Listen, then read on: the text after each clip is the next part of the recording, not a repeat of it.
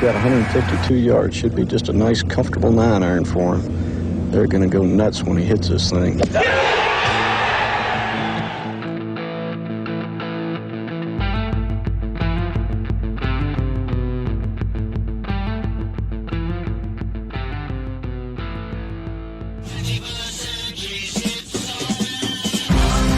That's dirt.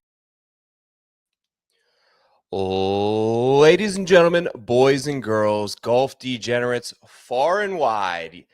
My name is Joe Idona. You've stumbled your way upon the ultimate betting and comprehensive preview show for the 2025 PGA Championship. This, folks, is the Preferred Lines podcast, and I've got 3 words, as always, for you. Yo, yo, yo. It's a new dawn. It's a new day. It's a new life for me, and I'm feeling good, folks. We have got some exciting news to roll out here in just a few seconds. A brand new, beautiful day in the world of Preferred Lines HQ over here. We've got a new co-host that I'm going to bring on in just a few seconds.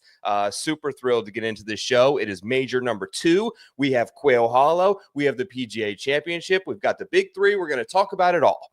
Before that, got to mention this show, as always, brought to you by the great folks over at Rotoballer. The promo code over there is LINES. That's LINES. That will get you 10% off any monthly, weekly, annual sub over there at Rotoballer. Super excited for all the stuff we have going on there. Spencer already has multiple articles up. I've got my top 10 player power rankings, a little fired up for this show. All up this week. Market movers will be up Wednesday. Full unadulterated access to the Discord channel and everything we do over there at Rotoballer.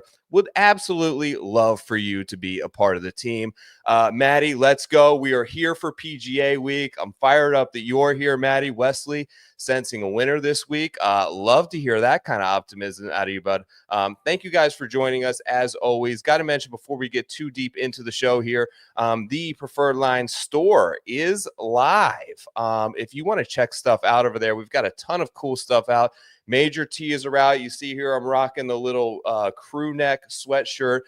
As always, the number one way to support the show each and every week. The link to get anything over there is in the bio.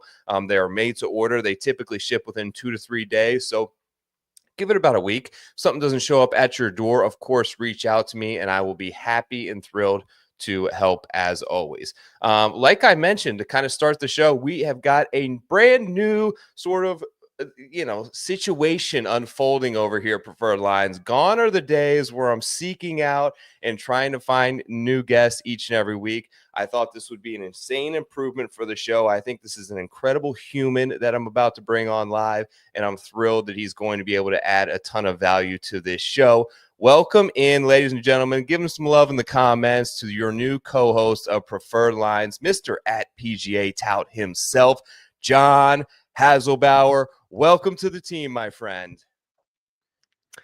Good to be here, Joe. I know Preferred Lines began as a 2-man pod, and you've been killing it on your own and bringing in guests left and right, awesome guests. And I've been tuning in as many weeks as I can. I'm as close to a regular viewer of this show as I am to any other show out there. And I feel like from the beginning, Preferred Lines has been community first. The water cooler, the watering hole, everybody, like, what happened this past weekend? Let's talk about it. Where did we go right? Where did we go wrong? And that's what's so great about this golf community, is that everybody's kind of in it together against the books. We make our case for our bets. You don't have to tail us on everything. You make your own decisions. We go through it together, the highs, the lows. And that's what makes a great community. So I love that I can have like a regular spot to get my takes out, because I'm kind of written word and that's it. And I hate that. I've tried my own thing solo. Kudos to you for doing your thing solo. It's not for me. But being the color guy, the co-host, the yin to your yang, this feels right. And we've had the pleasure of hanging a few times this year, which is crazy that we haven't before this. But I think once we started hanging together a little bit, we were like, yeah, this partnership makes sense. This is going to work. This is going to work. Just trust us, folks. This is going to work. Like you mentioned there, I think you hit the nail on the head. And I haven't really thought about that analogy before, but we want it to be a water cooler talk. Couple of boys in the office talking golf. Let's fire some bets. Let's have some fun. Let's give some valuable takes, right? We're going to do our research. We're going to do our work. I can promise you that. I know the amount of work that you put in each and every week. I know what I do. We're going to do that, but we're also going to have fun and make a little bit of light of ourselves along the way. Let's start with what we saw last week before we get into everything that is the PGA Championship. Truist Championship. Sepp Straka wins another event. Shane Lowry folds a little bit down the stretch, I would say. JT makes another run. Anything you saw, John, last week, before we talk about what actually happened in that tournament, is there anything that you saw from a particular player or strategy point that you could apply to your betting outlook for the PGA Championship this week at Quail Hollow? I went into Philly Cricket Club thinking, regardless if it's the right strategy or not, everyone's just going to bomb away because Quail Hollow is the following week. And even though it's a signature event, it's still sort of a tune-up for the major that's ahead. So yes, you could. There was an avenue there to play conservatively and club down and whatever. And then as the week unfolded, Rory comes out and says, as much as I would like to play this tactically, I'm just going to bomb away. And I don't know how much of that is true versus him also sharing that same preconceived notion that I had that was like, let's just treat this course as if it were Quail Hollow and see how where that goes for us. Yeah.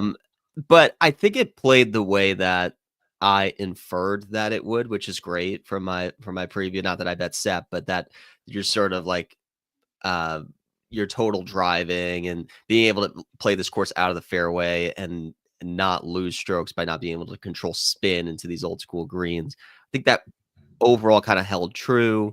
And it wasn't overpowered. It did kind of stand despite its course length. It did stand up to the Bombers, which I love to see. I hate a one-dimensional course that's just there's one question being asked and whoever hits the longest hits wedges into the greens, and that's how the course is played. So I thought it was great. It definitely got some help from the conditions. Thursday, yeah.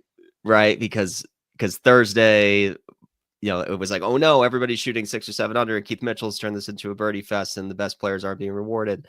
But as it started raining and getting the wind picked up and everything, it actually was a proper test. So as does it change the way I'm approaching the board this week? I don't think there's too many examples of players that drastically went up or down. I was hoping that Rory not dominating would mean that his number would look a little bit better, and it's actually gotten shorter, which is annoying. But they're too sharp for that. But yeah, I would say nothing drastically changed my approach to this week after seeing the event last week. I would agree with you. Odds board is fluid as I can remember on a Monday today, with guys, most of them shortening. So, I did the show with Pat and Kenny last week, going sort of player by player. We recorded that on Wednesday night.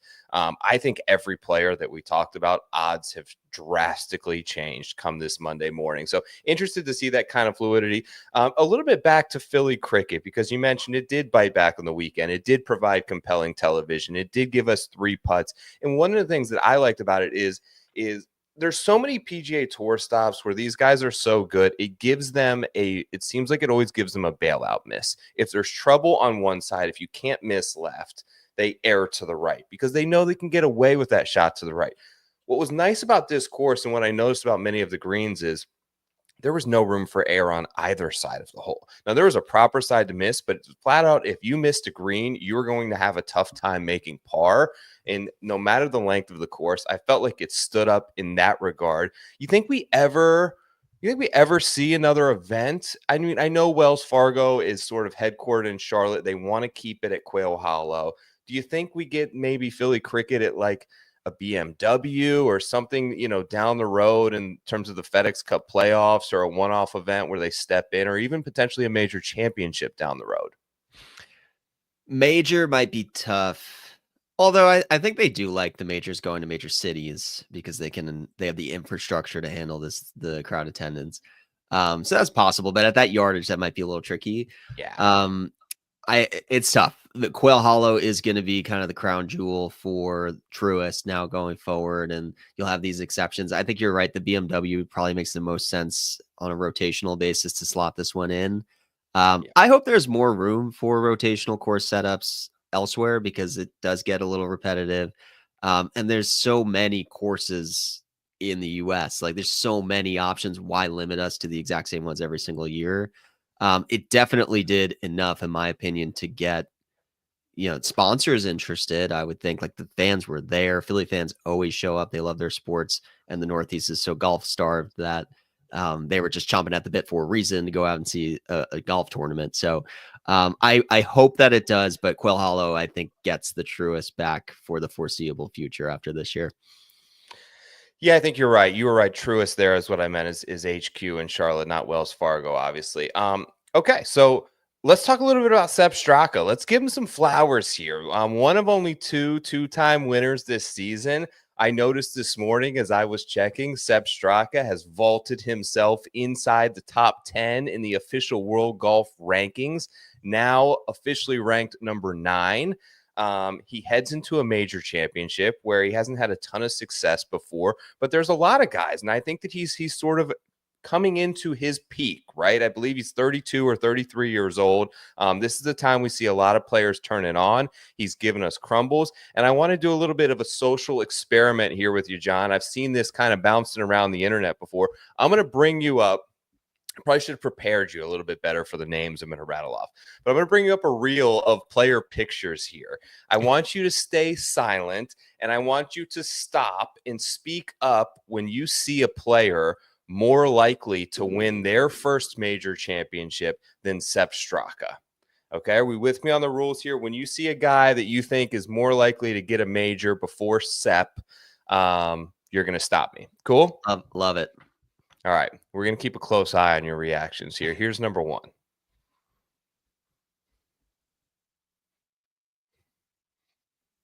Okay, nothing there. He was thinking about it a little bit. This is a tough one. Okay. No, I'm still in on Zal. Okay. Augusta is always going to be there, and I know he's like 200-1 this week, and PGA is definitely more likely Sepp, but there are more courses I think that suit Zal, and I'm not convinced he's 100% health wise still, and when he is, he's just built for majors. So I'm actually kind of okay with Zal here. Okay, so we're in on Zal. We're out on Fee now.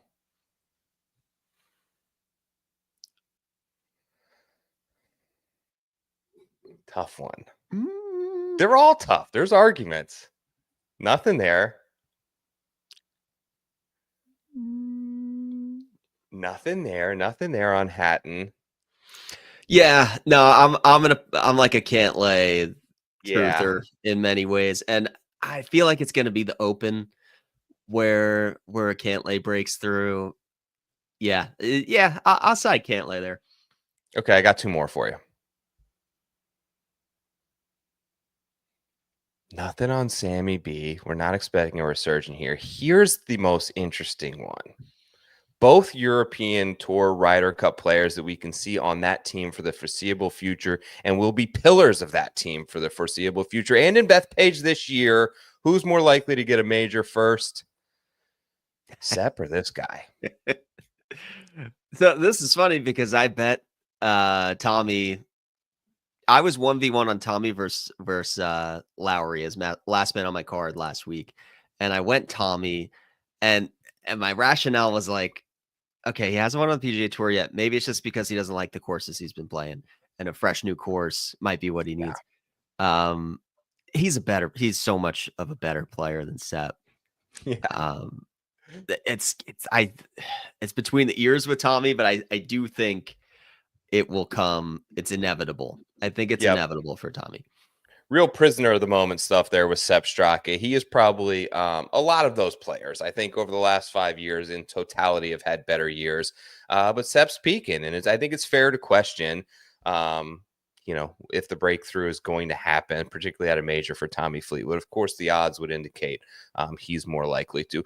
Fun little experiment there. Now we're going to do another one. You talked about different golf courses set up.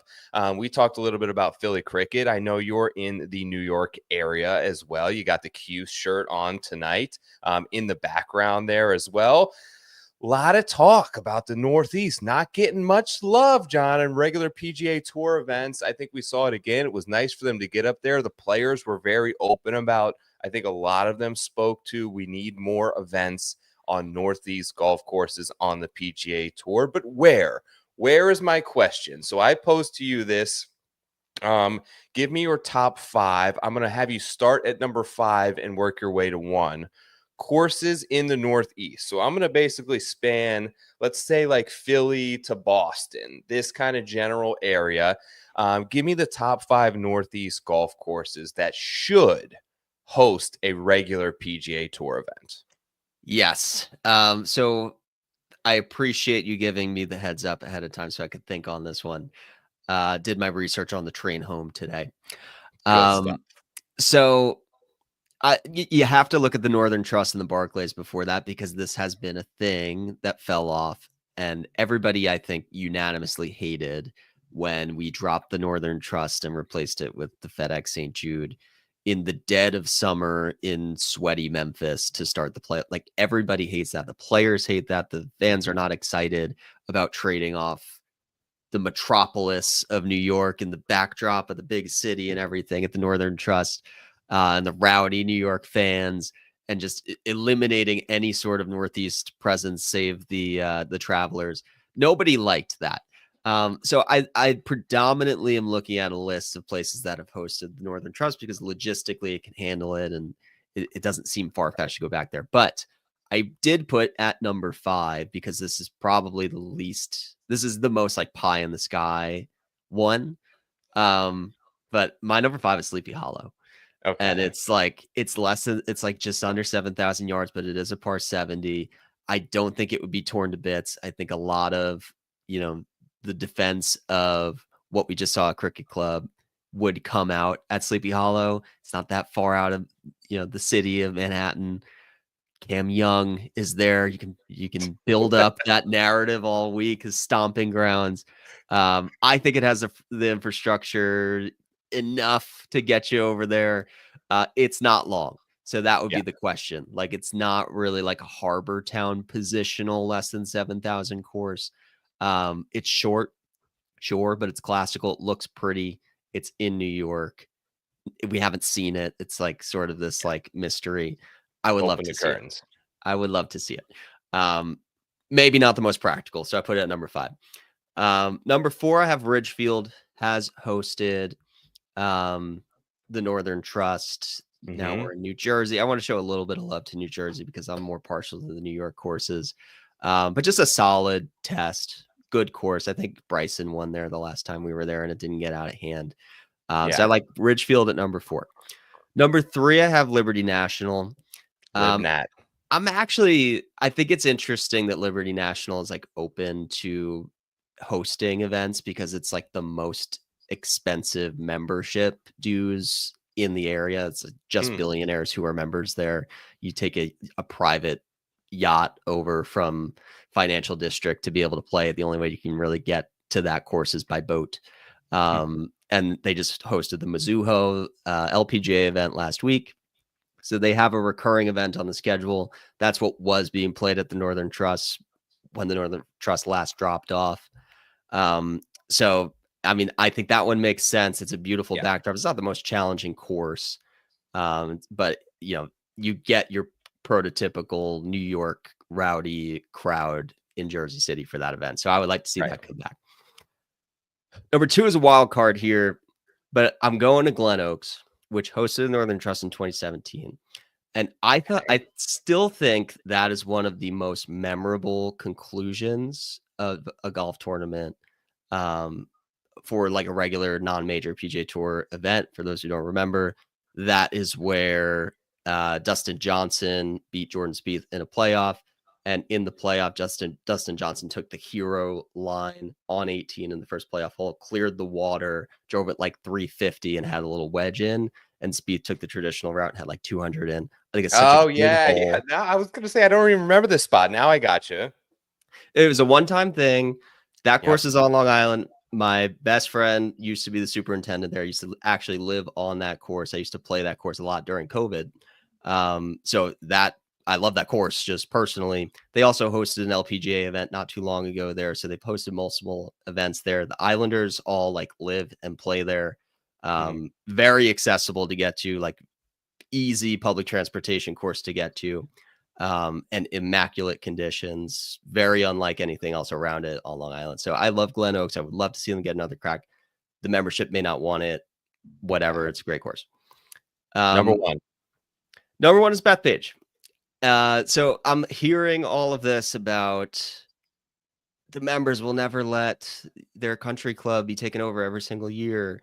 I have issue with that. I think reciprocity we talked about when we were last year, like boo-hoo if your course, brings in a ton of millions of dollars in patrons, like that's just dues that you yourself won't have to pay. You just have to give up your course for probably a month to let them do it. And then you get reciprocity with courses around it in the weeks that they're hosting an event.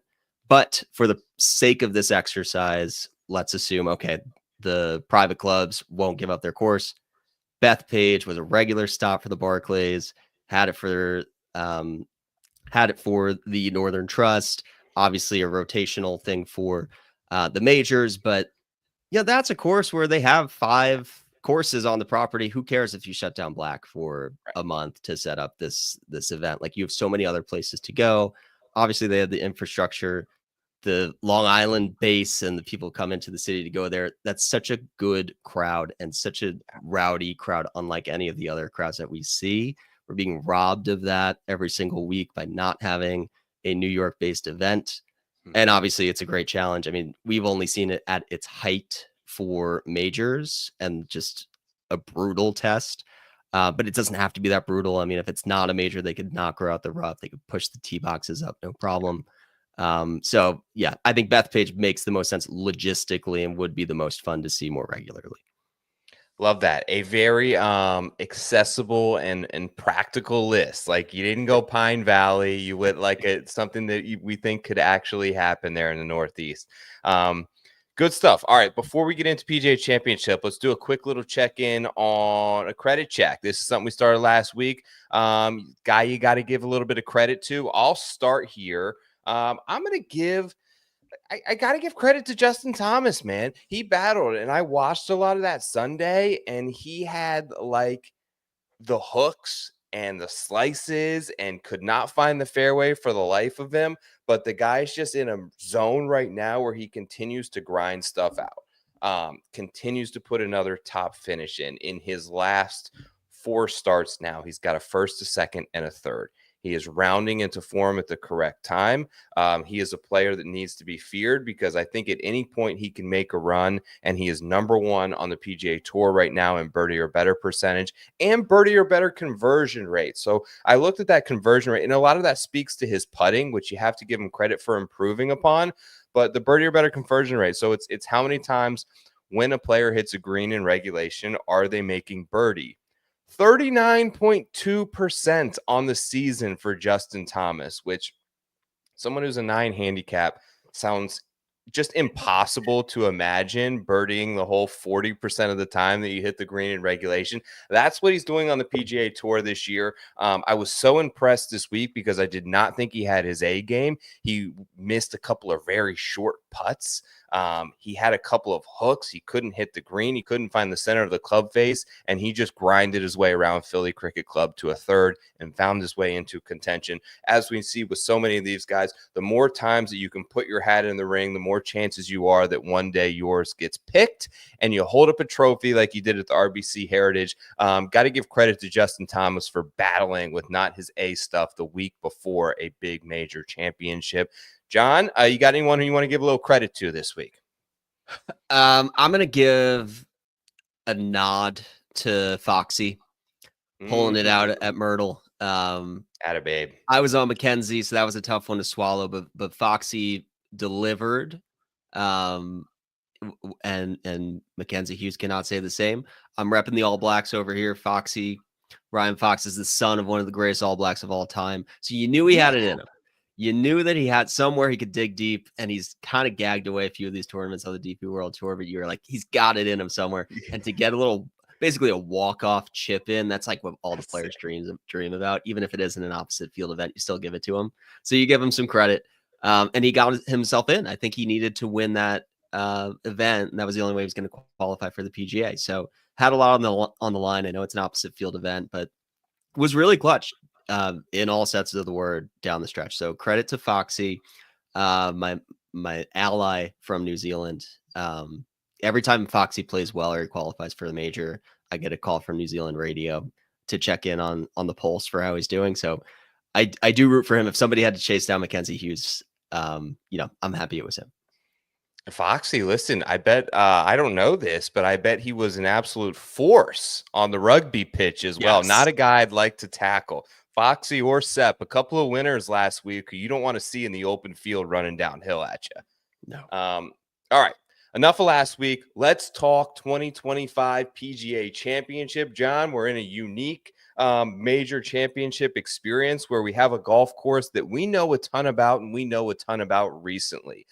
You know more than just about anybody in terms of golf course stuff, so I'm going to lean heavily on you for this segment. Give me some of your notes on Quail Hollow. I'd like to know the architect. I'd like to know some general specs, yardages, green surfaces, all the goods. Go ahead and spill them out here for the Preferred Lines faithful. Yes, sir. Thankfully, an easier course to break down than most majors because we see it so frequently. Regular tour stop for what used to be the Wells Fargo Championship, now the Truist. And whenever Quail Hollow hosts something else, then we bring on another course. So usually we will find the Wells Fargo Championship at Quail Hollow. It has been there, I think, since 2003. It's been there for a very long time. Yeah. And it is really set out to be your prototypical Bombers course. It is a Tom Fazio design. He continues to go back to this design and kind of retool a couple things. Not really restoration. This is more renovation work just to modernize it and make it look a little rugged sometimes, or push the bunkers back a little bit if guys are overpowering it. It seems to be that every time they tweak this course, it favors the Bombers even more. They try to make it more difficult, and it just makes it more of this. You have to hit it even longer, and if you can clear the hazard, you're in great shape, and if you can cut off the angles and hit it over the trees, you're in great shape.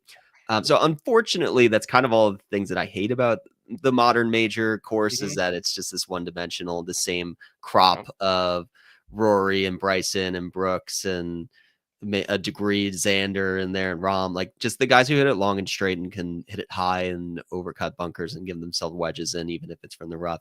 Tend to have an advantage. That gets exacerbated by the weather conditions. So it's an extremely wet course this week. They're going to get hit with a ton of rain starting today through Wednesday. Fortunately, tournament week is looking like they'll mostly avoid it. I think Saturday there might be some thunder showers in the forecast. It's equipped with sub air, so it should drain okay. But with the amount of rain that they're getting, it's just going to be wet. There's no way around that. Which yet again favors the Bombers. So if you look at this course in 2017, the last time we were here for the PGA Championship outside of the Wells Fargo rotation, that was actually a very interesting leaderboard where Kevin Kisner was leading going into the final day, and Chris Stroud was in the mix. All these guys you never heard of, and then they kind of turned into a pumpkin on Sunday, played like themselves, and got gunned down by the bigger dogs. In that case, it was just a young Justin Thomas picking up his first major. But that leaderboard is very interesting because it's not Bombers throughout the leaderboard.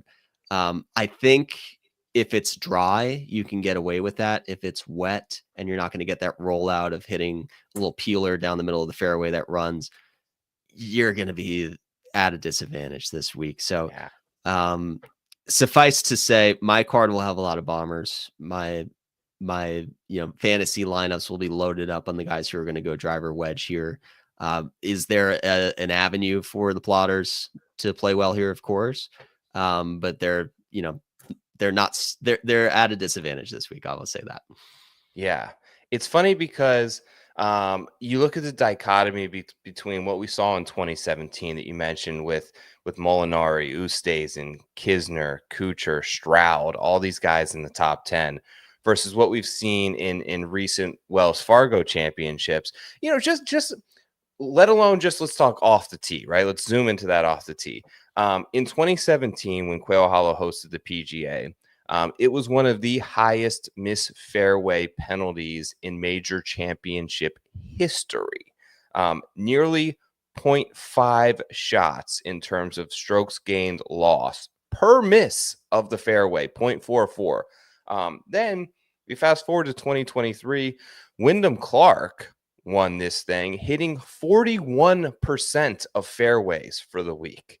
That is an extremely low total. So there are two very different ways to attack this. It sounds, John, like you're leaning more towards what we've seen in recent Wells Fargo championships versus how the course was set up back in 2017 by the PGA Championship Committee. Yeah, 100%. And one crucial thing I forgot to mention there too is just the time of year that this falls in. So, Yep. so like you use a good example of this, like the U.S. Open went to Torrey Pines. But we play the PGA Tour plays Torrey Pines in January, and then you bring a U.S. Open there in June. It's going to play a little bit differently. This week, it's the exact same time of year that the Wells Fargo always is. It's the week after the Wells Fargo was. You're getting May. In 2017, that was before this shift of having the PGA be earlier in the season. So that was in August, which allowed it to be a pure Bermuda setup. This year, it's all overseeded, which is a big point of contention at the Cognizant Classic, as you know, in your backyard. Oh, yeah. As they overseeded it, it just makes it a little bit easier. It's a little less runoff, a little more predictability out of the rough, especially green side. And so I worry that we are heading down a Valhalla 2.0 situation, which again is just a little bit easy, not easy because it's not going to be an easy setup, but like you're going to see lower scores than I would like to see at a major championship. And some of that is weather conditions. You just can't control. It's going to be soft. But we're probably looking at, I don't know, I would probably say 14 under, I think could win this week. Yeah, I was going to say about the same. I was going to say 12 to 16. I think 14, it could play a little bit harder than that. Like we've seen, we kind of saw what happened on the first day at Philly, and then they were able to adjust on the fly with a wet course and kind of dry things out, utilize a little bit more provocative pin locations and stuff like that to kind of hone in the scoring a little bit when they had to. The PGA Championship Committee and their setup staff, I think, has done a phenomenal job over the past 6 years since essentially this tournament moved, basically since they moved the date of this tournament, in picking good courses, finding good setups that create compelling leaderboards and reward the guys playing the best. This has been a tournament that seems to always come down to the 72nd hole. No exception last year. You had Phil, you had Brooks that went down to the wire. So some really kind of iconic finishes recently for this event. Without further ado, I'm going to bring up to the stage now my BetSperts model for this week. So I'm going to take away this. Let's look at my top 10 in the model that I built specific to Quail Hollow for the 2025 PGA. This is TP's Wanamaker Wizard. And at the top, probably no surprise in the top three guys, it spits out Scotty Scheffler, Rory McIlroy, and Bryson DeChambeau. Xander Schauffele, reigning PGA Championship and Wanamaker holder at number 4. A lot of, extracurriculars this week, hosting a big champions dinner that's made some rounds. Xander will be. Colin Morikawa 5. Ludwig Oberg 6, Corey Connors 7, Daniel Berger 8, Brooks Koepka 9, Jordan Spieth 10. When you look at some of this stuff, even from Spieth here, a little bit surprising to see him. I was cracked the top 10. This is strokes gained off the tee on long golf courses over the last 24 rounds. You see Spieth there at 6th in that. strokes gained total on long golf courses inside the top 20. Some surprising stuff from Spieth. You can use the BetSperts tool to build your own model. You can check out mine. You can check out PGA Tout's model, which is here each and every week, as well as various other contributors. The promo code brand new that is scrolling across the bottom of your screen is LINES. We keep it simple, same as the Rotoballer one. LINES will get you 25% off any sub over to BetSperts. It is a great week to give it a try. I think it's the most comprehensive and complete stat modeling software that there is out there, and is a great tool. Simply put, if you are not building some sort of a model and looking a little bit deeper into his stuff, you are starting this week off a leg behind. And luckily for you, myself and some other people did the dirty work for you. What do you think of my model here, John? I think it's so funny how like we're just over it with Spieth. Like Yeah. he's got a grand slam on the line and not a single person cares to talk about it because it's like we just don't believe it. But We don't it would be believe so it, right. Spieth to catch us completely off guard on a course that so does not suit him relative to some of his other opportunities that he'll have at a PGA Championship. But yeah, I think a lot of similarity between your model and mine. I had Rory number 1, but probably by a hair over Scotty. And I think those first 3 are probably going to pop in most models as long as you're giving enough credence to whatever data you're going to get from Liv for Bryson. But yeah, I mean, it's going to be a lot of bombers rising to the top. It's your typical, all of the qualities of Quail Hollow are pretty consistent with the modern major championship venue. So I have a lot of weight on just performance in recent majors, and then just difficult and long venues. I think a lot of those skill sets will continue to carry through here. Let's talk about the odds. Let's make some picks. Here comes your betting board for the 2025 PGA Championship. Resting there upon the top now. He has overtaken Scotty Scheffler, is the Quail Hollow savant himself, Mr. Masters green jacket holder and Grand Slam winner Rory McIlroy, 5-1. Like I said, these numbers are pretty fluid. If you have multiple books, I would highly recommend shopping them around, continuing to monitor them throughout the week. There seems to be a bit more movement this week than I can remember. Scheffler right behind him, though. They're neck and neck, 1 and 1-2, 5.5-1 on Scheffler. I saw Bryson has really closed that gap. When I recorded with Pat, these two guys were 5-1, and Bryson was 14-1 a few days ago, nearly triple the price. Now coming on strong right behind them, 7.5-1 on DeChambeau. Then you jump up to Rahm, Thomas, Schauffele. We're going to start with, I'll call it like the big 6, it feels like, in this event, although really a big 3, John. Are you making a play on one of those top 3 guys, or are you trying to stack a few tag team mates down below? Yeah, I never do this. I'm all in on Rory. You went all in on Scotty successfully, we might add, at the Byron Nelson. So sometimes every single thing points to one player, as it did at the Byron Nelson for you with Scotty, and for me. And you might even say 5-1. You could have gotten him 10-1 in a future before the season started. And to that, I would say I would not be interested in Rory McIlroy had he not won the Masters. It changes everything. The monkey is off of his back. The conversation is not about Rory, the inept closer. It's now, well, how many more is he going to win? And he doesn't need this. How much does he want this? He's so free now, and we haven't seen a free Rory in a major in a decade. And it's a scary thing when you see Rory with nothing to lose on a comfort course. And he didn't win in his last 2 events, but he looked himself. He hasn't lost anything. It's actually telling that he's played twice since the Masters. So that's absolved any concern that I would have about him, mailing it in. And I've won the career slam. What else is there to play for? There's a lot to play for. We were talking about this when we were golfing. He is not officially better than Brooks in his generation. They have the same amount of majors, and that's very important to Rory to have the most majors in his era. And the man right below him, Scotty Scheffler, who knows how long it's going to take him to get to 5.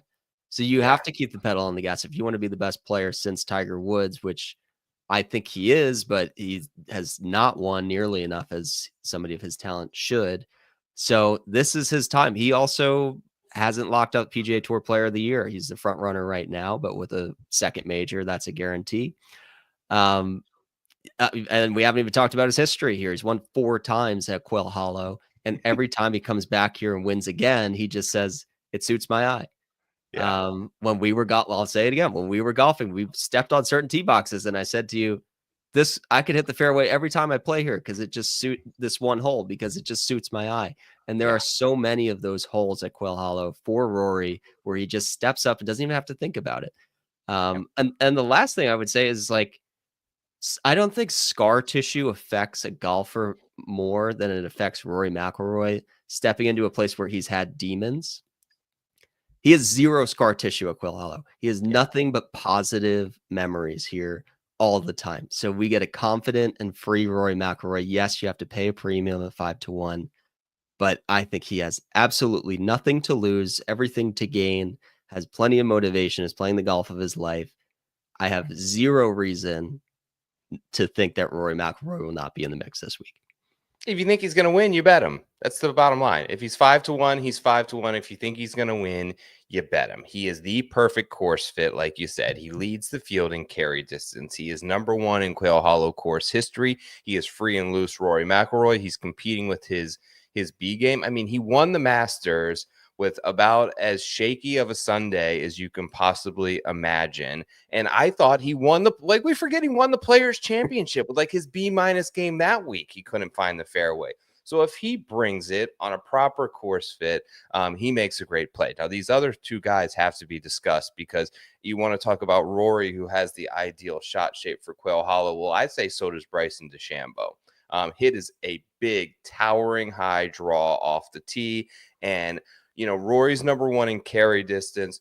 Bryson will be hitting it further than him. He doesn't have enough rounds that are registered over there with Bet Spurts because of the live stuff. Has another gear. They can both eliminate nearly all the fairway bunker hazards, carry it, and even if they are playing from the rough, they're playing from much closer to the hole. Coming off a win in Korea, I think that he's very close to these guys. As at the current odds price, I would lean to one of the other 2, and I've got my eye on Scotty again. The only thing that I think, and I pointed this out with Pat, that gives Scotty trouble is unpredictability when he wants predictability. So Open Championship fescue, Pinehurst Wiregrass, weird bunkers, all of that kind of stuff is not a factor here. We're talking about an overseeded Quail Hollow that seems like a perfect course for him, where it's point and shoot, it's find your locations, and he's putting it really well. I think he's the best iron player in the field. Gained 6 strokes putting at the CJ Cup, gained 7 in Houston, gained 5 at Augusta. The guy, it was a totally different environment in terms of the field, and you can't fault him for that, but he just gained 23 strokes in his last start to a runaway 8 or 9 stroke victory. He's so good right now. The only pause for concern there is at most major championships, the course history playing field is fairly level for most guys, right? They've either all played it a bunch or they've all never played it. This is a unique situation where there are a ton of guys in the field who have seen Quail Hollow 5, 10. Some guys have seen this place 20 times, like some of the old guys coming back here. Rory has 4 wins here. Bryson has had success here. Xander's been a runner-up 2 years in a row. Scotty Scheffler's never played Quail Hollow competitively in a tournament except for the President's Cup, where he got the doors waxed off of him by, I think, the Canadians, or maybe it was the Koreans. I think it was the Koreans that year. It was like Ben-On and Siwoo or some sort of combo there. It's just tough for me to go back there when you put the 2 players equally, and I have them rated pretty equally. Rory, Scotty, you have to give the edge to Rory based solely on the fact that he's seen this course infinitely more and is very aware of all the nuances that come with Quail Hollow Golf Club. Yeah, it's very difficult for me to talk myself out of Scotty ever because he's so good at everything. Here, it's exactly that. He's avoiding this course for some reason. maybe it's just that he doesn't like to play the week before the PGA Championship, where this typically falls, and isn't course related. But he went 0-3-1 at the President's Cup. That's horrible in a President's Cup, where they were, significantly favored in every one of his matches. It's not like he was losing to like Ludwig and Hovland out there. He had some pretty easy matchups there, and he went 0-3-1. So you worry a tiny bit about that, and it's priced in. Like, you got world number one coming off a 30 under, like, record shattering performance. There's no question about, the hand anymore. He's 100% health, and he's not the favorite in an event. So there's inherently some value. This is one of the best numbers we've seen in Scheffler in a long time. Yeah. It's because of that lack of course history. So if you're comfortable with that, it's a pretty decent number. It's going to be a huge leverage opportunity in DFS. I know I don't play a ton of fantasy these days. In the major weeks, I do. So I don't have my like ear to the ground on ownership, but I would imagine that he's going to go severely underowned. Yeah, he's $1,000 more than Rory, right? Yeah. So it's very they're equally rated on an odds board, but he's $1,000 more. I think you're right. Everyone's going to gravitate toward Rory now. These next three are interesting for me. Now, I'm not going to take Xander. There are plenty of reasons to be positive on Xander Schauffele. I mean, runner-up both times here. Last week, he was close. He kind of got the doors blown off by Rory. He got kind of folded on Sunday to Wyndham Clark too. But this is, PGA Championship level player that Xander Schauffele is, and he's starting to come back into that form. Now, right now, I'm still concerned about some of the off the tee stuff. I'm still concerned about the putter a little bit. Jon Rahm, the number at 20-1 is not enough for me, frankly. It does feel like nobody's on him. So, if you want to play contrarian and you want to be a zigzagger like I like to be sometimes, I can see a reason to get behind Rahm. The PGA Championship, for some reason, and maybe this is a setup thing or maybe this is just coincidence, but has been the worst of the four majors for Jon Rahm over his career. This will be his 9th PGA. Only 3 of those has he even finished with a score under par. Bad miscut last year at Valhalla. Still hasn't won on Live this year, so all the top 10s feel a little bit empty to me. But I'm going to take a second to, I gave the credit check, but I'm going to continue to kind of wax a little poetic on Justin Thomas here for a sec. There's the thing. Like, coming into the season, we all love JT. We all saw it coming. In January, we said this is going to be a big year. We expect Justin Thomas to be back. At that point in time, if I were to tell you you would have JT 22-1, and I'm going to give you some of the boxes that he checked heading into 22-1 back in January. If I told you he was 3rd in strokes gained total on the PGA Tour behind only Rory and Scotty, you'd say he's playing pretty well. 1st in approach inside 125 yards, 5th from all ranges. He's top 20 in around the green and putting. He's gained 15 strokes putting in his last 4 starts. That includes a 1st, a 2nd, and a 3rd. Like I mentioned before, number 1 in birdie conversion and birdie or better percentage on the PGA Tour this season. He also got a very important win to kind of lift that burden from his shoulders and provide some added confidence headed into this week. And he's playing at a course. He's Mr. PGA Championship going for number 3. And this tournament happens to be hosted at Quail Hollow, where he won the last PGA. If he checked all of those boxes on a player that we were hoping would just simply check a few of those boxes heading into this event, and you could still get him 22-1, we all probably would have lined up to bet that. Probably not understanding how good the big 3 would be playing also headed in, but it adds a little bit to that number. I feel confident that the 4th best player in the field and most likely to win this tournament is Justin Thomas. And I do feel like getting him 4 to 4.5 times the price of Rory, or even 3x the price on Bryson, is a value play in this range if you choose to avoid the big 3 at the top. How do you feel about that? Yeah, I'm 100% with you on him being the 4th, like the best of that Rahm, Thomas, Schauffele trio. If I had to pick one, I would pick Thomas. Maybe in like pools, that's where I'll like kind of differentiate, because I Yeah. could see people going with one or the other two, but obviously it's not sneaking up on anybody that he's won here. Yeah, I mean, I like Thomas where he can be a little bit more creative, like an RBC Heritage, play all the shots like a Sawgrass. But he's gaining with his distance though, so I think that probably gets lost here. Like, he's added a lot of distance. That's been a big reason why he's had this renaissance season, in addition to the putting being so drastically improved. So he stacks up great. You're not gonna, hear me say you should not play Justin Thomas this week. I love, like, if I wasn't going all in on Rory, what I would probably do is some sort of like Thomas Ludwig start and then a bunch of bombs, because I think there's a lot of like 100-to-1 plus guys that are extremely viable this week if anything goes wrong with those top 2.5 players on this board. So I like JT here. It's still a weird week for me to bet Rory and be slightly overexposed, but going all in on one guy, because I'm typically one to spread it out a little bit. But yes, I'm totally with you on JT. Yep. Before we go to the next range, shout out Wheels Up in the comments. Appreciate the kind words, friend. Thank you for always supporting the show. Next section of the odds board, you get to Morikawa, 24-1, Oberg, 25-1, Joaquin Niemann at 35-1, 40-1 gets this crew of Fleetwood, Cantlay, Matsuyama at 45, 55. You get Victor Hovland, Brooks Koepka, Shane Lowry, and Corey Connors. Those are the players basically between 25 and 60-1 this week, John. Obviously very exposed with Rory at the top. If you had it in you to add one guy in this range, who would be the pick to you in terms of the biggest value play from this meat and potatoes portion?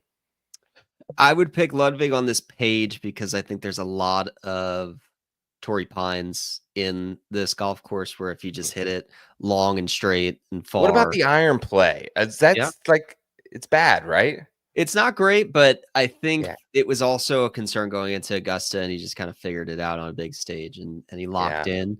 And it's priced in here. I mean, I think Ludwig is probably the 4th best talent in the field. That might be a controversial take, but if you were in a signature event or something, you would see Ludwig at 16-1 or so.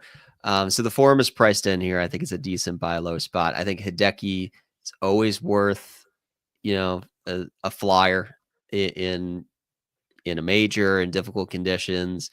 I worry a little bit that I would prefer a course where he can kind of play it out of the fairway a bit more. And if he's just going to go bombs away out of the rough, I think he loses some of his edge there. But I think Hideki is interesting. Somebody I'll consider in fantasy. And I'm not quite there yet on Brooks, but I think US Open, if he continues to play this way, then I might just blindly take Brooks if he continues to slip further down in this range.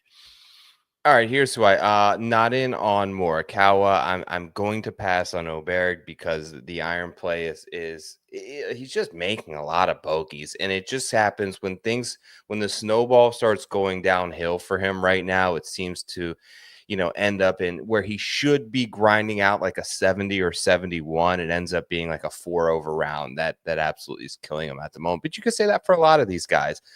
Niemann, I see value in this number. It's a wait and see approach for me. He has 0 top 20s historically in his career at the PGA Championship. I'm not going to back it. He's 0 for 7 in terms of even finishing in the top 20 here.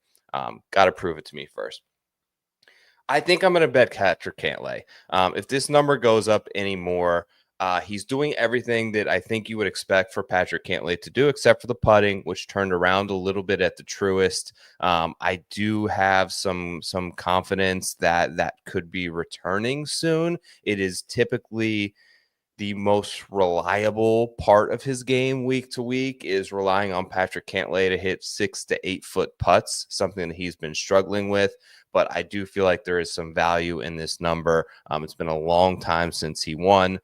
Fleetwood is a no. Matsuyama, I like it. I bet him last week. It feels like he definitely always possesses that nuclear round where he blitzes the field and he gains 5 strokes on everybody and he shoots 8 under when the scoring average is even par. The bad rounds are killing him right now. Sunday was a little bit disappointing for me. And yes, for those wondering, at 55 to 1, I will be betting Brooks Koepka. I will always be there 55 to 1. The Masters was so demoralizing for me. I felt like he was close in so many aspects. I know for a fact that desperately wants to make this Ryder Cup team, desperately wants to be at Bethpage. The Keegan wants him on the team. The players want him on the team. I think he wants an avenue back to the PGA Tour in general, but that's a different conversation. There have been positive signs in the ball striking department for me, looking at some of the stats, how reliable or unreliable those are coming out of Live Golf. I'm not 100% sure, but the dude is simply, I talked about guys like Neiman and Rahm, who there is consistency. Now, while the course changes every year, the way the PGA committee sets up this tournament, there is some sort of level of consistency that I think that you can draw on there. And going back to 2016, that is the last 10 years, Brooks Koepka has never missed a cut at the PGA Championship. Only once has he finished outside the top 30, even during the darkest days when we thought he would never have it again. Oh, yeah, he has 3 wins and a runner-up to fill during that span at Kiowa. This is a good course fit for him. Before he was Brooks Koepka in 2017, he finished T13 here. The driver, I think, is still a weapon. He needs to avoid making bogeys, but I believe in that upside. He can't be priced with Shane Lowry and Corey Connors. This man is a major championship winner and maybe the best player of this generation outside of Rory McIlroy. There is one more run left in him, and if you're going to price him over 50 to 1, I'm going to back him right or wrong. Yeah, I think the Rory comeuppance has probably lit a fire back in Brooks, and Brooks needs a fire to get back out of the doldrums that he's in. And it always seems to happen. Something that motivates him, whether it's real or not, he finds something to fuel him. That's an easy one to get. I'm like, oh, I don't have the most majors in my era anymore. I better needs play a little chip. Guy needs a little chip. So I kind of like have my finger hovering over the trigger for that U.S. Open future. If he shows any sign of life in the middle of this tournament, I'm going to fire. What's that price? Around the same? I'll pull it up while we're looking here. I assume it's a pretty decent number right now. Yeah, it's probably around 50. Yeah, and yeah, like that's going to drop pretty significantly. If it's not going to move much by what he does on Live, it's going to move this week if he shows it. So I'll be ready to go. I love him at Oakmont, so that could be the spot for me. And obviously I can't bet him and Rory on one card. So I will wait and hope that he is patient and comes back a month later. All right, let's talk these boys.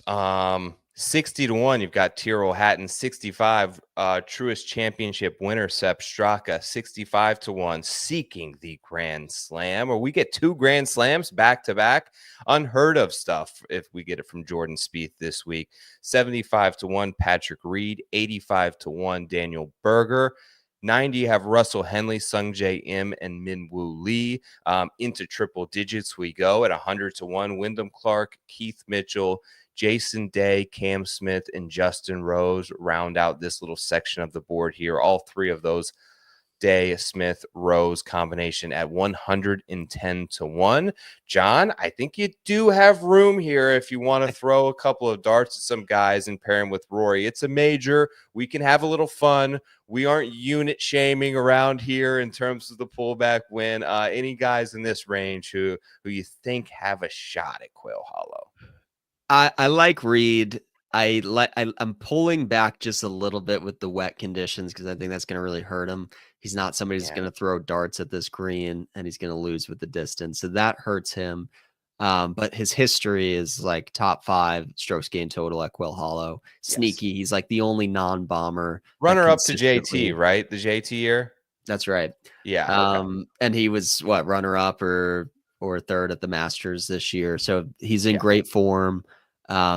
Just a good major player, brings his best stuff out in difficult conditions, has won at Bethpage. So it's not that he can't play well on longer courses.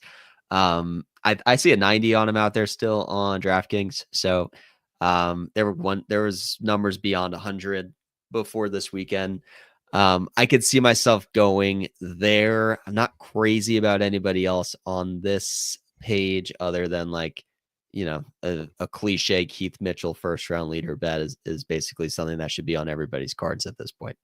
Keith Mitchell has some great course history at Quail Hollow too. I was watching, I don't know if you saw my tweet. I stumbled upon the PGA Tour channel on Samsung. A lot of people into that tweet as well. They just basically show old golf. I've watched like 4 Wells Fargo championships of old years, and Keith Mitchell seems to always be there. Was dueling with Rory on Sunday in 2021, I believe. Good stuff. You can probably expect a first round leader run out of Keith. To win the tournament, I don't know. The guy for me, John, in this range, and the bet that I have placed is I actually got 90 to 1 on Danny Berger. 8th in my stat model that I showed earlier. I just think that I really trust him off the tee in terms of his consistency, and I think that he's really overlooked in terms of his long iron play. Top 15 in the field in proximity to the hole from 200 plus yards. Bogey avoidance numbers are great on difficult golf courses. These Poa Trivialis greens are clearly his best putting surface by the data, almost twice as best as the next type of greens. 9 consecutive top 30. So a level of consistency for Berger that I don't think any other player in this range possesses. 3rd at the Heritage. Guy is just playing really solid, consistent golf right now, and we're waiting for that pop. Like 3 months ago, he wasn't even qualified for signature events and was like scorned that he wasn't getting sponsor exemptions into Pebble Beach. Now look where the guy is.